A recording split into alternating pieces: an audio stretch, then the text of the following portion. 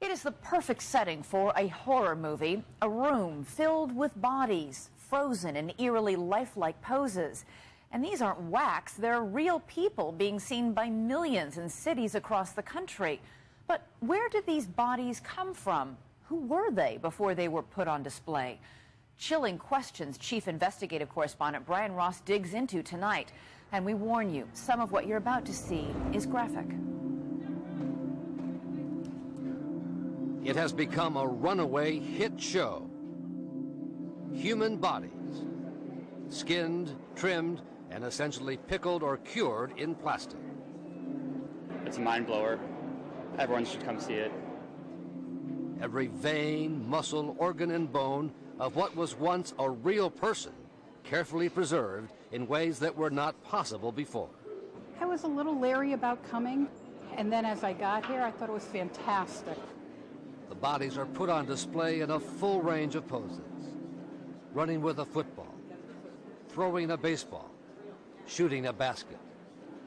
There's even a plasticized pregnant woman, her fetus plasticized too. Here, one body has been filleted, so the bones dance through the muscles. Doesn't bother me. I'm of the opinions that after you're dead, you're meat. The body shows, run by two different competing companies, are sweeping the country. From the Las Vegas Strip, to a San Diego shopping mall, to the South Street Seaport in New York City, which has had more than 1.5 million visitors at about $25 a ticket. We've been in 36, 37 cities, I think, so far. It's amazing. Arnie Geller is the chairman of Premier Exhibitions, which runs the New York show. It's really been the demand of the public that wants to see the human anatomy. Geller's company has reported millions of dollars in profits from the exhibitions, involving some 1,000 bodies or body parts. We've invested a lot of money in our beliefs that this was going to be a great educational program, and if it is successful, then our shareholders will benefit from that. You're making a good profit here. We're absolutely making a good profit, of course. And when you look at these bodies, do you see anything about that that is upsetting to you or disturbing? No, not at all. But with the growing exposure and profits have come growing, troubling questions about the bodies, where they come from, and how they are used. We've always treated the dead with a certain element of respect, of dignity, and then all of a sudden, we're putting them on display. Rabbi Louis Feldstein says he was stunned when a body show opened in his hometown, Atlanta. It's against respect.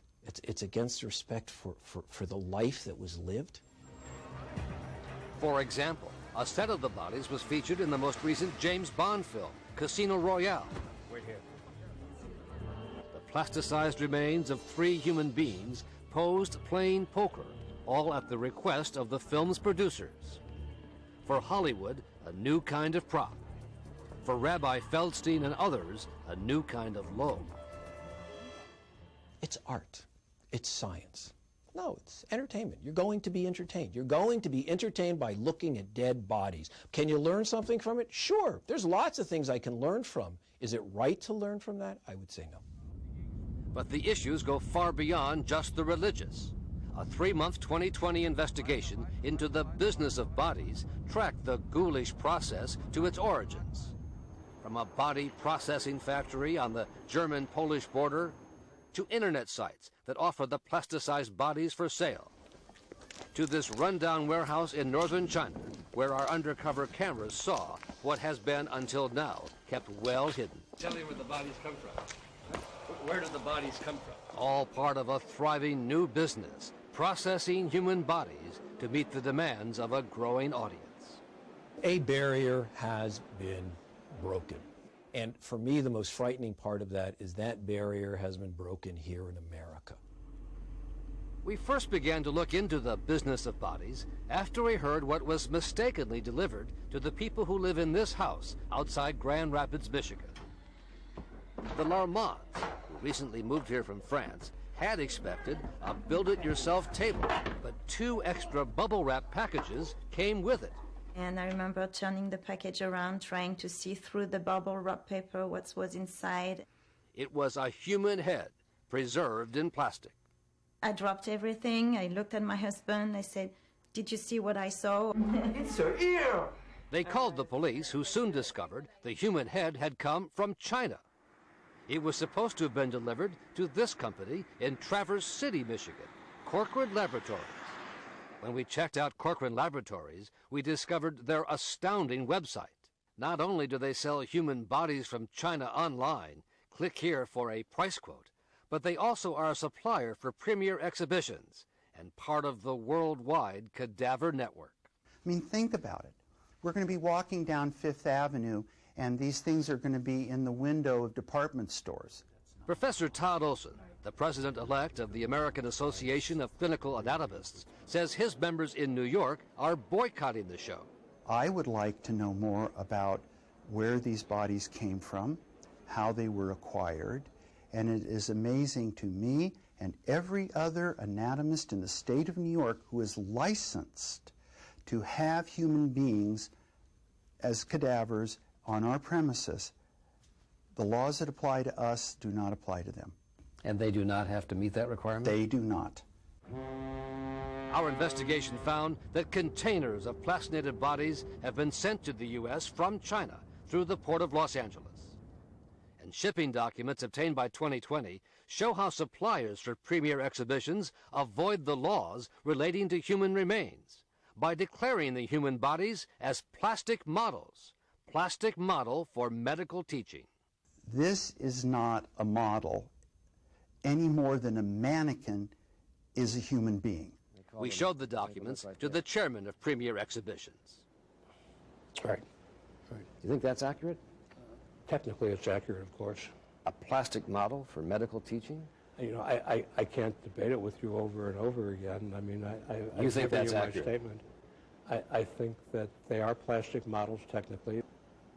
To take a deceased person, to subject him to a plastic process of preservation that dehumanizes them to the point that they become a model, that means that I can take Grandma Betty to a plastinator, have her plastinated, put a lampshade on her head and put her in my living room as whatever, because it's no longer a human being. Excuse me, this is a human being. But Olson says the larger question is, where exactly in China do the bodies on display in New York and elsewhere come from? Who are they, or were they? These are healthy, robust individuals when they died. These are individuals who died in the prime of their life. My concern is that they may be political prisoners, they may be people who have been executed. Of the millions of people who have come to see the bodies exhibits around the country, not everyone thinks they're so great.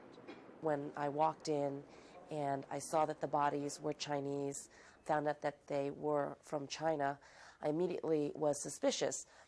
The Chinese have very, very strong superstitions about death and dying. And now Fiona Ma is doing something about it. Good morning, Madam Speaker and members. I am pleased to come before you today to present AB 1519. She is a leading member of the California State Assembly and the author of a bill that could shut down the biggest of the body shows, unless it can be shown the bodies were donated voluntarily, that there was informed consent.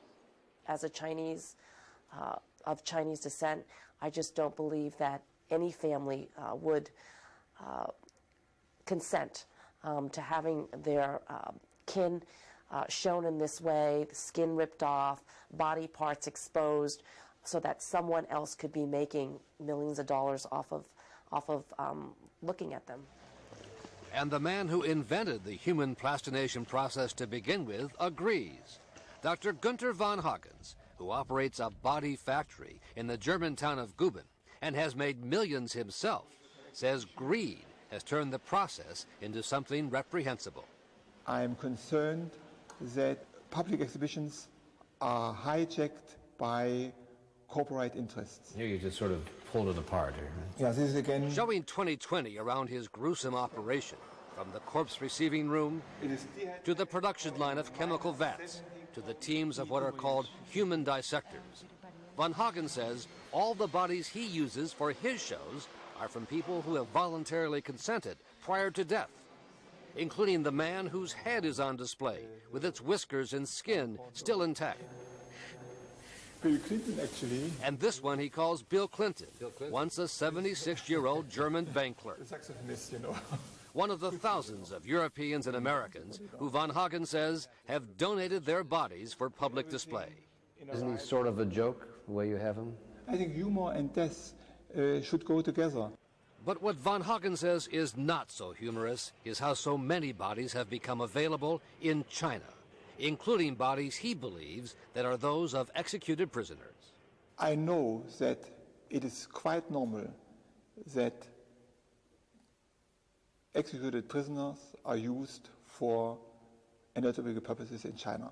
With tears in his eyes, he confessed that he received several of what he came to believe were executed prisoners, bodies he said he cremated and never put on public display. There is no way for me anymore to work with specimens from China, so I had to distance myself from that. But the biggest of the body companies, the one running the show in New York, Van Hagen's competitor, Premier Exhibitions, says it knows of no such problems with the bodies it gets from China. Are you saying all of your bodies are people who died of natural causes? Absolutely. Are any of them executed prisoners? Of course not. According to Geller and his company's most recent public statements and website publicity, all of the bodies come from the laboratories of a medical university in Dalian, China. All of the specimens we've used for Bodies the exhibition come from Dalian Medical University Plastination Laboratories. The Medical University in Dalian? Yes, the Plastination Laboratories. Was that the actual university? I believe so. But that's not what we found when 2020 went to China, to the city of Dalian. Since 2006, it's been illegal under Chinese law to export human bodies or body parts. But our investigation found the bodies continue to be shipped out of here to the United States, thanks to a thriving black market in human bodies. And at the Dalian Medical University, the school's president flatly denied that his school is providing any bodies for display in the United States, and in a phone call said he had no connection with Premier Exhibition. You don't provide the bodies? No, really? Because they say the bodies come from Dalian Medical University. No. I deny, yes. Not true, it's not true. And the people you deal with in China, have you been to China to meet them? Yes, I have. And you've seen the facilities? Yes, I have. And they are who? Again? Is there a name you could attach to it? Yes, I told you already. It's the Dalian Medical University Plastination Laboratories. This is the place he's talking about, 30 miles away from the Dalian Medical University, a private company which we found located down a dirt road littered with rotting garbage. We walked in with our undercover cameras rolling to see a set of ramshackle buildings, technicians working on the bodies of both dead animals and humans. The company is run by a professor from the medical university who says the university initially owned 70% of the operation and provided bodies, but has recently pulled out because of bad publicity. Hello? Business still seems to be good. The company has its own shows in China. And in one room, a new set of bodies was being readied for shipment. We showed the tape to Geller. You've been there? Yes. And that looks to you like the Dalian Medical University? That's the Plastination Laboratory. That may be what Geller was told, but the university president says his school has never provided bodies for commercial exhibits, ever. Where do the bodies come from? Where do they come from? As the company manager escorted me off the property, he said he had no idea where the bodies come from. Are they prisoners who have been executed? No. You don't know? Who would know that?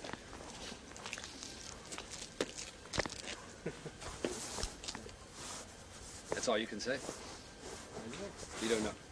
Later we heard from the professor who runs the company, who insisted he does not use the bodies of executed prisoners. But that was called into question when we received these photos, the bodies of recently executed prisoners dumped in the snow. They came from a man who admits he was part of the body black market. We met him late at night, and only on the condition his identity be concealed for fear Chinese authorities would put him in jail. The man, who now works for a competitor, says it was his job to pick up bodies, making night runs around China, some of them ending up at universities, and some at the Dalian company that plasticizes bodies for exhibitions. To establish who he was, he produced documents he said he used in his job, and these photos.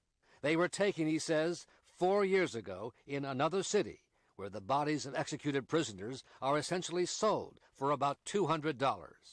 He told us that he took these photos on his first trip, where he was shown what was available. He says he began picking up the bodies on his next trip, but was not able to take photos then. Oh my God. The chairman of Premier said he was appalled to see the photos, and told us his own medical staff had seen no evidence of that, and that his body suppliers assured him his bodies were legally obtained and not those of executed prisoners. These representations are simple and accurate. There are no executed prisoners. These are all legitimate, unclaimed bodies that have gone through Dalian Medical University. Have you ever seen pictures like this before? Absolutely not. I am absolutely appalled by what I'm seeing, and if these can actually be attributed to even the people that we're doing business with, we would have to do something about that immediately. There is no hard evidence that the executed prisoners' bodies ended up here. But the fact is, Geller's company does not know who these people are or were, only that they came from China and were unclaimed bodies. Authorities in China and the New York Attorney General's office have now both opened investigations into how the bodies were obtained. And legislation introduced by Assemblywoman Ma has passed the California Assembly and is now on its way to the state Senate. It is exploitation. Someone is benefiting and making money off of these dead bodies, and I think it's our responsibility to ask who these people are.